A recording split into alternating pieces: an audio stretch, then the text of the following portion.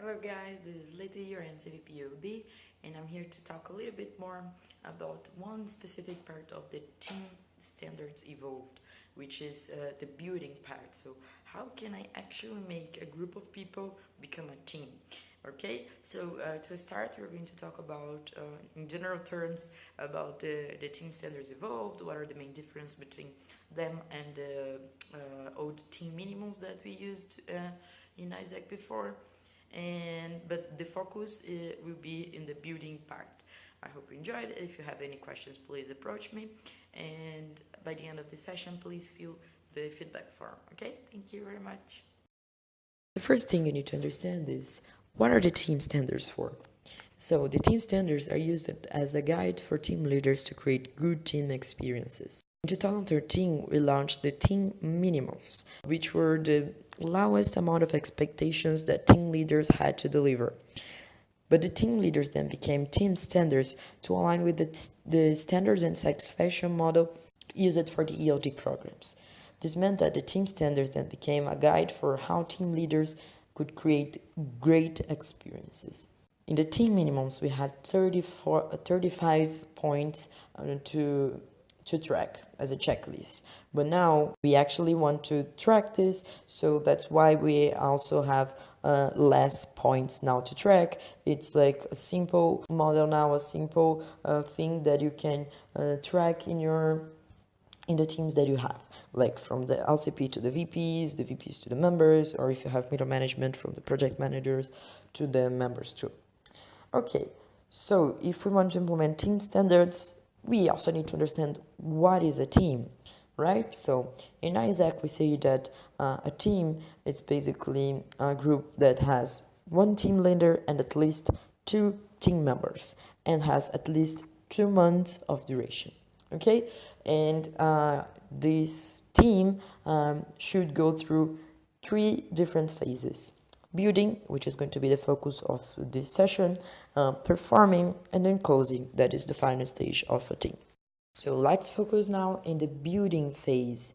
What are the 3 team standards that need to be delivered in this phase? Introduction, plan, and personal goal setting. So regarding introduction, in the introduction part, you have to get to know, team bonding, induction to the functional area, etc. So the team leader needs to run and host a team introduction that can involve activities for team members to build this initial trust, and also basic understanding of what the function and team is about, so the members can enter planning with enough perspective to contribute effectively, so they can actually understand what they're going to do and how they're going to do, and they can contribute for the results of the area, and they can develop themselves if they actually know what they need to do, right?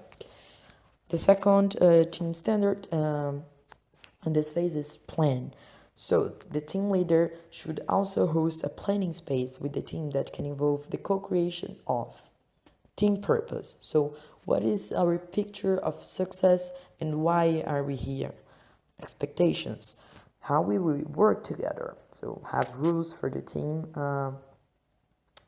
for the team work, right? Goals, what are our targets, how we measure our success. Strategies, so how are we going to get there? So the key projects are plans of action that will achieve the team purpose and goals. Budget, it's also included here. How much can we spend and how much will it cost? A summary of predicted incomes and expenses over the team duration. JD, so who is doing what?